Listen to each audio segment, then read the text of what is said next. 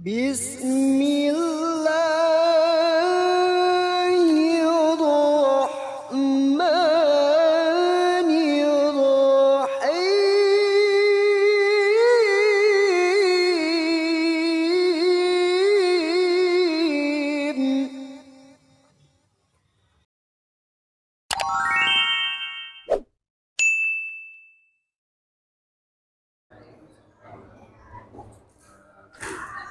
الفاتحة باليد الظاهر والباطن والنفس والأهل والأولاد والمال والدنيا وإلى حد المصطفى سيدنا وحبيبنا وشفيعنا مولانا محمد صلى الله عليه وآله وسلم. الفاتحة. أعوذ بالله من الشيطان الرجيم. بسم الله الرحمن الرحيم. الحمد لله رب العالمين الرحمن الرحيم مالك يوم الدين. إياك نعبد وإياك نستعين اهدنا الصراط المستقيم صراط الذين أنعمت عليهم غير المغضوب عليهم ولا الضالين آمين. الحمد لله رب العالمين. اللهم صل على سيدنا محمد وعلى آل سيدنا محمد. سبحان الله والحمد لله ولا إله إلا الله والله أكبر ولا حول ولا قوة إلا بالله العلي العظيم. عدد كل حرف كتب ويكتب الأمر الآمدين والدهر الداهرين. سبحانك لا علم لنا إلا ما علمتنا إنك أنت العليم الحكيم. رب اشرح لي صدري ويسر لي أمري واحلل من لساني يفقه قولي وسدد لساني واهد قلبي حق سيدنا محمد صلى الله عليه وسلم. Surahum yahdik al-batin wa nabiyyina Allahumma inna nas'aluka fahman nabiyyin wa hibbal mursalin alhamal malaikatul muqarrabin. Allahumma bil ilmi wa zina bil hilmi wa akrimna bit taqwa jamilna bil afiyah ya arhamar rahimin. Asyhadu an la ilaha illallah wa asyhadu anna Muhammadan abduhu wa rasuluhu la nabiyya ba'da. Allahumma shalli ala nuril anwar wa sirr asrar riyaqil aghyar wa miftahi babil yasar Sayyidina Muhammad al-Khutar wa alil athhar wa ashabil akhyar adada ni'amillahi wa ifdalih. Alhamdulillah, segala puji bagi Allah yang telah memberikan berbagai kenikmatan yang sangat banyak kepada kita semuanya, berupa nikmat iman, nikmat Islam, nikmat sehat wal afiyah. Salawat dan salam dan pula kita haturkan kepada junjungan alam kita Nabi besar Muhammad sallallahu alaihi wasallam, pada keluarganya, pada para sahabatnya, dan kepada seluruh pengikutnya. Mudah-mudahan kita semuanya mendapatkan syafaatul uzma dari beliau. Amin amin ya rabbal alamin. Mari sama-sama kita selalu meningkatkan keimanan dan ketakwaan kita pada Allah Subhanahu wa taala. Taqwa dalam arti bimtisalil awamir wa ijtinabin nawahi, melaksanakan segala perintah-perintah Allah dan menjauhi segala larangan-larangan Allah Subhanahu wa taala. Bismillahirrahmanirrahim. Wa fi hadisin akhara, dan dalam hadis yang lain, qala alaihi salamu, telah bersabda Nabi Muhammad sallallahu alaihi wasallam, awwalu ma yus'alul 'abdu, awwalu ma, yang pertama perkara, yus'alu yang akan ditanyakan abdu kepada seorang hamba, Yaumal qiyamati, pada hari kiamat, anid na'imi, yaitu tentang kenikmatan-kenikmatan. Dalam hadis lain bahwasanya kenikmatan yang Allah berikan kepada kita itu pun akan ditanya. Yuqalu, akan dikatakan, alam nusahi jismaka, tidakkah kami menyehatkan badanmu? Jadi badan kita yang sehat itu pun nanti kenikmatan yang Allah berikan, jasad atau badan kita yang Allah berikan kenikmatan pun ditanya. Untuk dipakai apa saja jasad kita? Jasad kita ini apa dipakai untuk hura-hura? Apa dipakai untuk bermain-main saja? Apa untuk ibadah? Atau untuk nyari kerja saja? Banyak ditanya. Jasad, ini jasad. Ditanya, karena jasad itu termasuk nikmat. Jasad. Alam tidakkah nurawwika, menyegarkan bil ma'il baridi, dengan minum air tawar. Wa ruya anna Syekh Abul Hasani, dan diriwayatkan sungguhnya Abu Hasan kana ya'izun nas, ia pernah menasihati orang-orang. Yauman, pada suatu hari, wa qala fi wa'izihi, dan ia berkata di dalam nasihatnya itu, innallaha ta'ala, sesungguhnya Allah subhanahu wa ta'ala yas'alul ibadah, akan memeriksa hamba-hambanya yaumal qiyamati, pada hari kiamat, an asya'a, tentang beberapa perkara. Nanti pada hari kiamat Allah subhanahu wa ta'ala akan bertanya kepada hamba-hamba tentang beberapa perkara. Wa kana Syibli, dan adalah Al-Imam Asy-Syibli yang murru, sedang melewati bibabil masjidi, pintu masjid, wa yasma'u, dan ia mendengar wa'da syekhi, kata-kata nasihat Syekh Abu Hasan itu. Fayaqifu, lalu ia berhenti, indal babi, di dekat pintu itu. Wa qala li syekhi, dan ia berkata kepada syekh tersebut, la takhawwafin nasa, janganlah engkau menakut-nakuti orang-orang, kasiran, dengan perkara yang banyak. Lianna Allah Ta'ala, sesungguhnya Allah Subhanahu wa Ta'ala, la yas'alu ibadahu, tidak akan menanyakan kepada hamba-hambanya, illa, kecuali an syai'aini, kecuali tentang dua perkara. Fayaqulu, maka Allah akan berfirman, ya ibadi, wahai hamba-hambaku, ana kuntu ma'aka, aku selalu berada bersamamu, wa anta biman kunta, dan sedangkan kamu dengan orang yang dulu kamu bersamanya. Falamma sami'a Abul Hasani, maka tatkala mendengar Abu Hasan hazal kalam, akan perkataan ini, minasyibli, daripada Syekh Syibli, waqafa, maka dia diam, fi saririhi, di kursinya, wa tara aqaluhu, dan terbang atau hilang akalnya, tidak sadarkan diri. Falamma afaqa, maka tatkala ia sudah sadar atau sembuh, sadar gitu, qala ya Syibli, berkata wahai Imam Asy-Syibli, innallaha ta'ala, sungguhnya Allah subhanahu wa ta'ala, yas'alu min ibadihi, akan bertanya kepada hamba-hambanya, azhala, yang lebih mudah, min haza, daripada perkataan ini.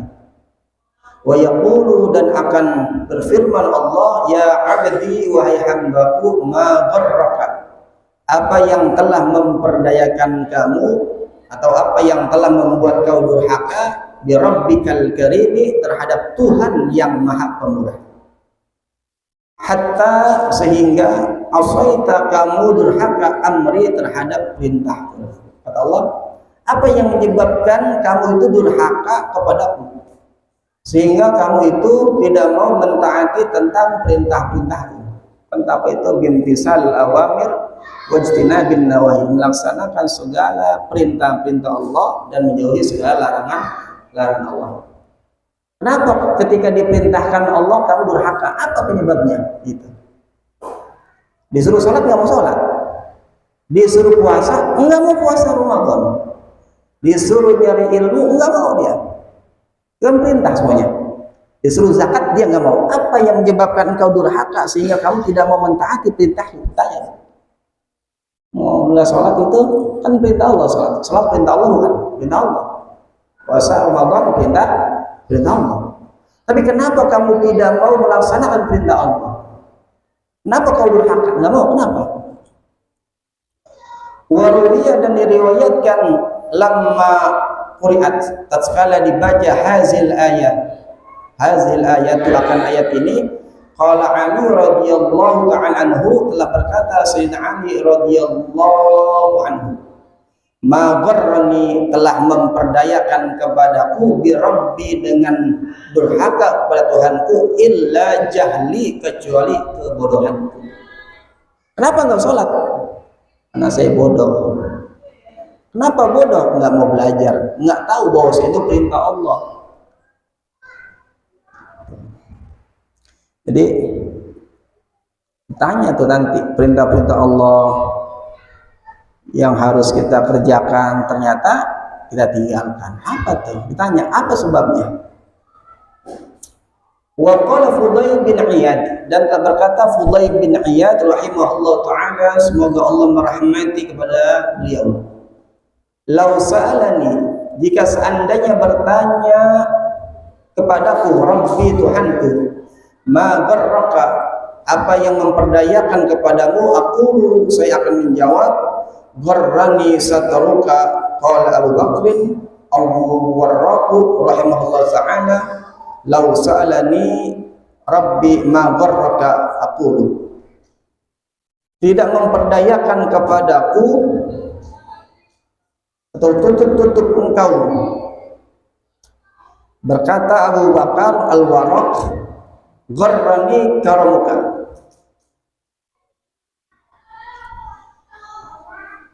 Ibnu Wal itu rahimahullah kata, jika seandainya bertanya Tuhanku kepadaku, apa yang memperdayakan engkau, saya akan menjawab, gharrani karamuka, kemurahan engkau yang memperdayakanku. Fatarji'u, maka kembali engkau ila ra'si, kepada pokok hazal kalami, akan pembicaraan ini.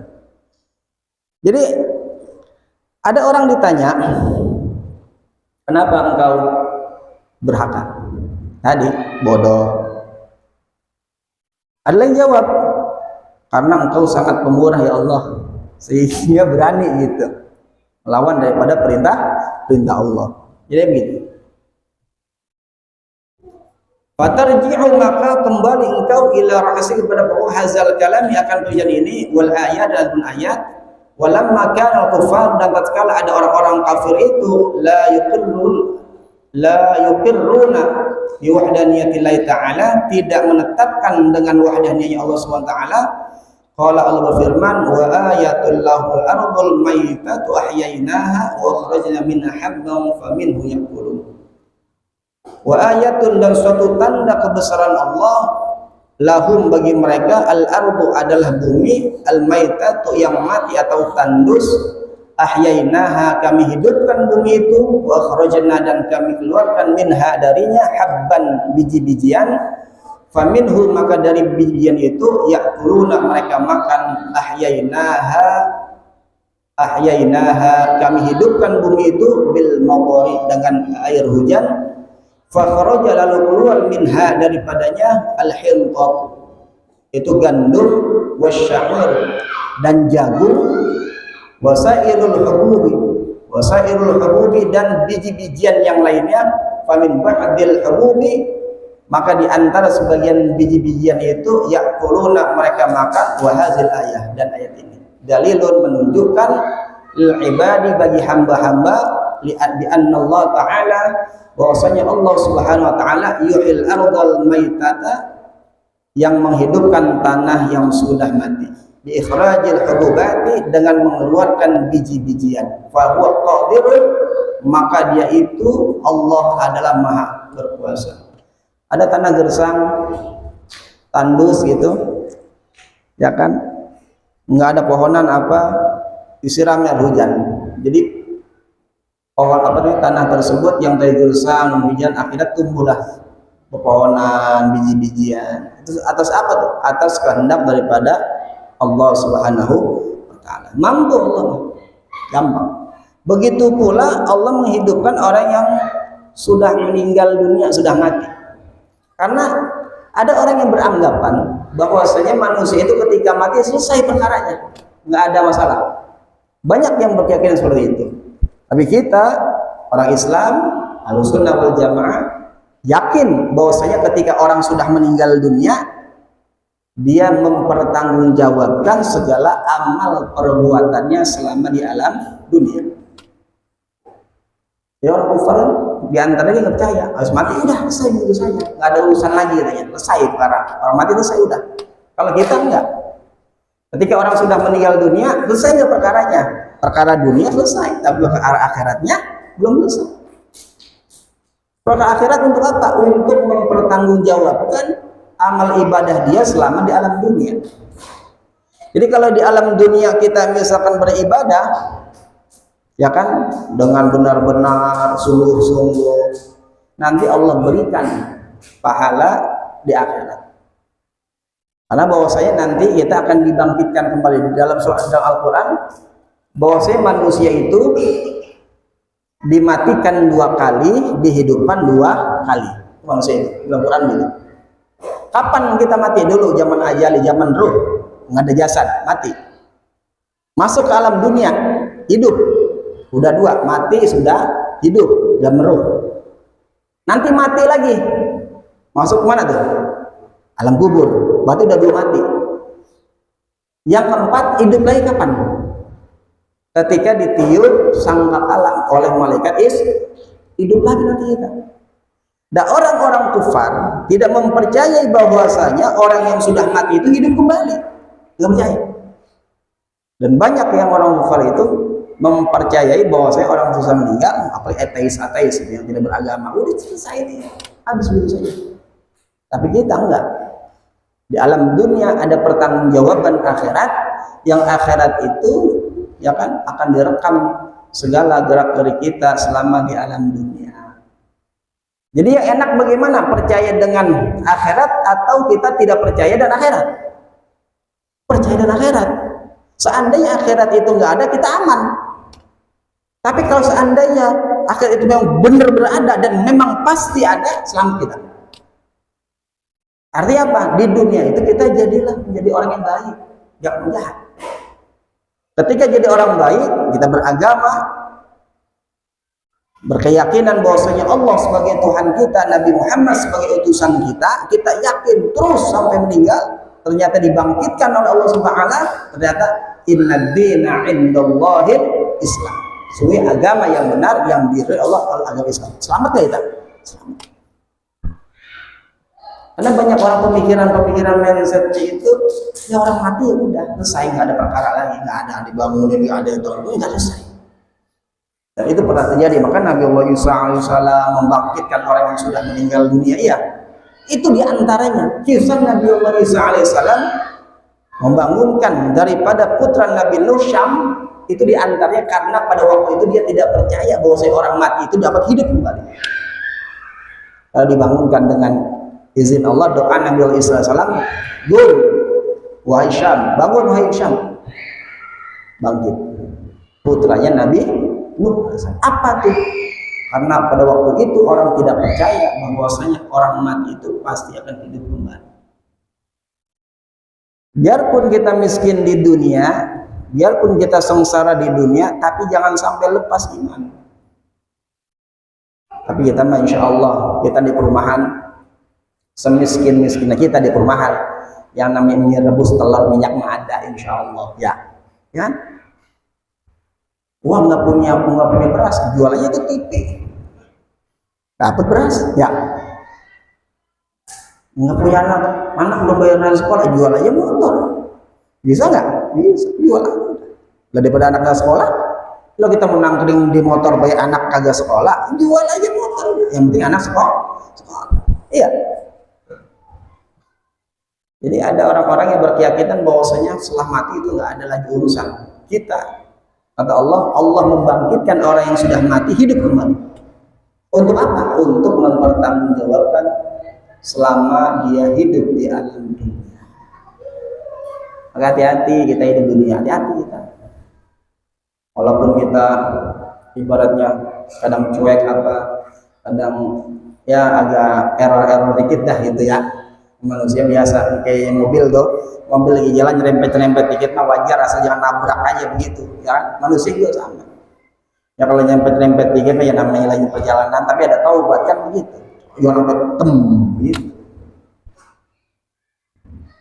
Hati-hati hidup mah, bicara kudu baik sama orang, jangan sampai sakit hati. Lidah dijaga. Ala ikhrajil mauta, menghidupkan orang yang sudah mati. Fahuwa qadirun ala ikhrajil mauta, maka dia itu Allah adalah berkuasa menghidupkan orang yang sudah meninggal dunia minal kubur, dari kuburannya yaumul qiyamah, mati pada hari kiamat. Allah itu mampu untuk menghidupkan orang yang sudah meninggal di kuburan-kuburan dari zaman Nabi Allah Adam alaihissalam sampai akhir zaman. Allah itu qadir, mampu. Pada hari kiamat Allah bangun.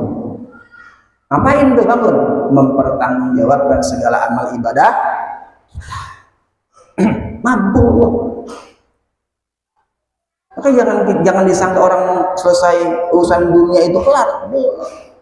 Masih panjang prosesnya kita masuk ke dalam syurga, itu panjang prosesnya. Makanya mana yang membuat kita selamat nanti di akhirat ini di alam dunia? Baik-baiklah kita di alam dunia, cari duit yang halal, ya, ibadah yang baik, yang benar, mentaati segala perintah Allah, menjauhi larangan-larangan Allah. Udah, gue semuanya sensasi-sensasi, jadi perdebatan, nyari pengakuan, nyari supaya orang itu mengaku kita hebat, ahli berdebat, ahli apa? Oh, yang penting mah ku anfusakum wa ahlikum nar. Tuh selamat dah, jaga diri kita dari perkara yang Allah larang serta mentaati perintah Allah. Jaga diri kita. Setelah dijaga diri kita, sholat udah bener, puasa udah baik, ya kan, terus zakat juga baik, semua baik, baru tuh kita jaga keluarga kita. Gitu doang tuh. Quran pusatku wali kena udah.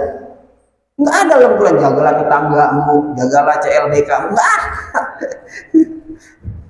Diri kita sama keluarga.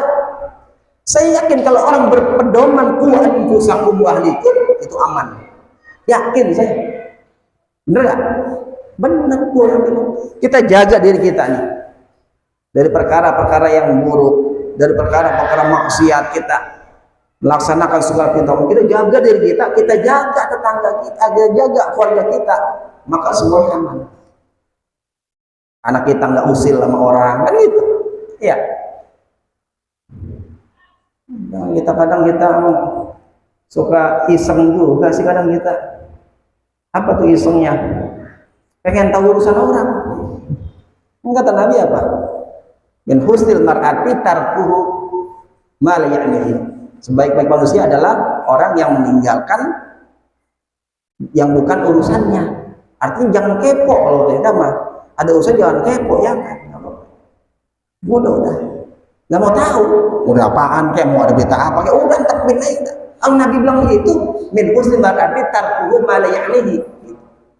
Itu manusia yang paling baik gitu. Nggak mau tahu urusan orang, udah intinya kita baik sama keluarga. Kecuali kita punya power dan kita dapat apa tuh? Dapat ibaratnya ketika ada perkara kita dapat mengatasinya, kayak hakim apa itu bener lah. Kalau kita hakim bukan pejabat yang dapat meraih suatu masalah, bukan cuma rakyat jelata kita ikut-ikutan, buat apa dia berantem sama temen? Iya, ya kan? Tuhan aku selamat kita nih, jaga lidah. Kecuali kalau misalkan orang bertanya maka kita paham dan kita memang punya kekuatan dan bisa, misalkan ada orang berantem, ada yang berselisih, kita masuk gitu, orang adem, boleh. Nah kalau misalkan kita masuk di situ bukan tambah adem, teng, apa itu? Udah jadi selamat aja itu mah, jadi selamat. Quran pusatku wali kena. Kalau kita mau, lagi nih kalau kita misalkan anal hak, saya yang paling benar, ini pendapat ini belum tentu diterima orang. Ya, mulai santai. Yang penting mengganggu dia, tidak merusak diri kita, tidak merusak keluarga kita, udah antepin.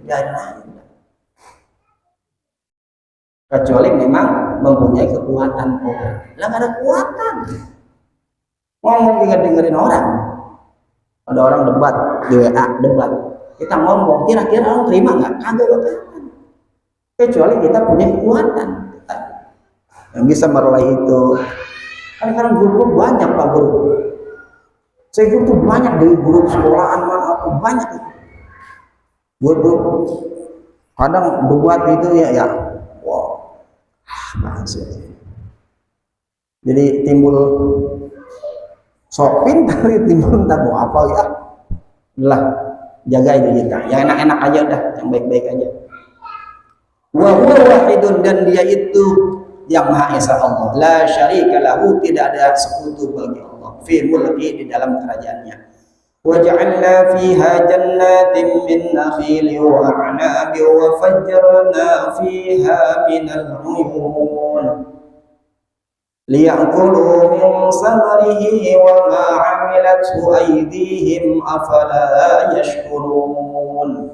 وجعلنا, dan kami jadikan, fiha, di bumi itu, jannatin, kebun-kebun, min nakhilin, kurma, wa anabin, dan kebun anggur, wa fajjarna, dan kami pancarkan, fiha, minal uyuni, beberapa mata air, liyakulu, agar mereka dapat makan, min samarihi, dari buahnya, ay min samarihi, yakni dari buah-buahnya, al-hasil minal ma'i, yang hasil daripada air itu, wa ma amilatu aydihim, dan daripada apa yang diusahakan oleh tangan mereka. Qara hazil ayat, telah membaca ayat ini Al-Kisai wal Imam Kisai, wa Abu Bakrin, dan Abu Bakar, bi ghairi ha'in, dengan tanpa memakai ha, wal akharuna, dan imam yang lainnya, amilathu billahi bil ha'i, lafaz amilathu dengan memakai huruf ha. Ju'ila ma, dijadikan lafaz ma bi ma'na allazi, dengan makna allazi, ayyakuluna, yakni mereka makan, minal lazi amilat, dari apa yang telah dikerjakan, aidihim, oleh tangan-tangan mereka, minaz zar'i, yaitu menabur bibit, wal qorsi, dan menanam pohon, wa ghairihima, dan lain-lainnya, kan nabizi, seperti membuat minuman keras, wa dabsi, dan minuman sirap, wa dhamiru, dan dhamir lafaz amilathu aidan, kembali ila ma, kepada lafaz ma, allati bimakna, yang bermakna allazi, wa man qara'a, dan orang yang membaca bi ghairi dhamirin, dengan tidak ada dhamir, ju'ila, maka dijadikan ma bi makna nafi, dengan makna nafi, ay wajaduha, yakni mereka menemukan kebun-kebun itu, ma'mulatan, sudah dikerjakan, walam ta'maluha, dan tidak dikerjakan, aidihim, oleh tangan-tangan mereka, wala son'alahum, dan tidak ada perbuatan bagi mereka, fiha, pada kebun-kebun itu. Wa hadza ma'na, adapun arti ini, qaul ad-Dhahaki wa Qatadah, qaul Imam Dhahak dan Qatadah, qila, dikatakan, aroda, Allah bermaksud, al-anharu, sungai, wal uyuna, dan mata air itu, allati lam ta'malha, yang tidak dibuatnya, aidin nasi, oleh tangan-tangan manusia, mislu Dajlata, seperti sungai Dajlata, wal Furat, dan sungai Furat, wal Nil, wal Naili, dan sungai Nil, wal Nahwiha, dan sebagainya.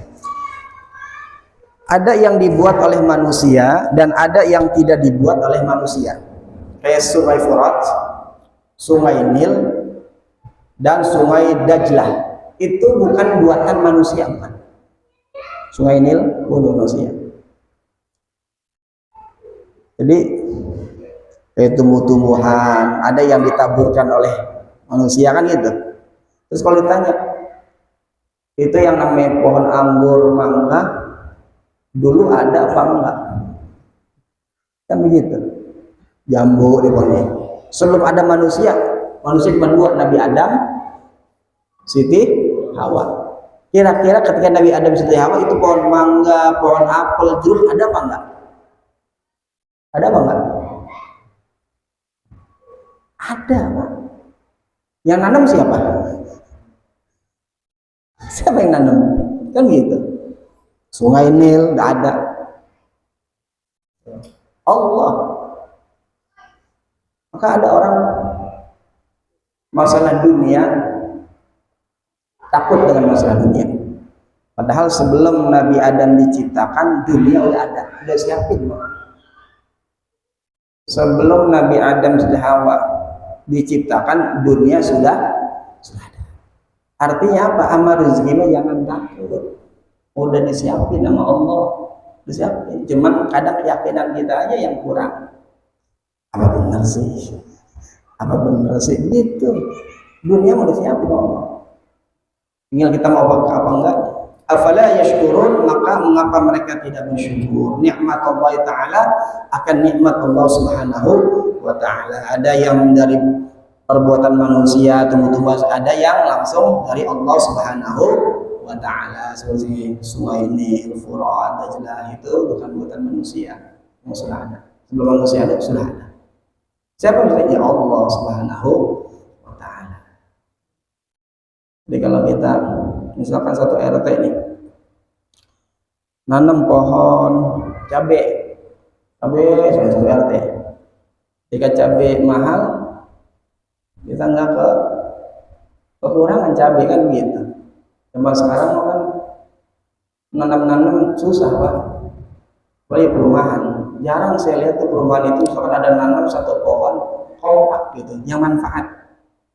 Misalkan satu RT kita tanam nggak usah gede-gede. Kalau misalkan pohon mangga mau kegedean, pohon nangka kegedean, bikin aja pohon apa tuh, buah pohon jahe kunyit. Satu RT bikin 3 pot jahe satu rumah. Kalau satu RT banyak, ya kan? RT 1 misal jahe, RT 2 kunyit, RT 3 lengkuas, RT 4 mungkin. Itu nanti kalau misalkan kurang itu ngebarter doang enak. Iya. Rajin kalau gitu.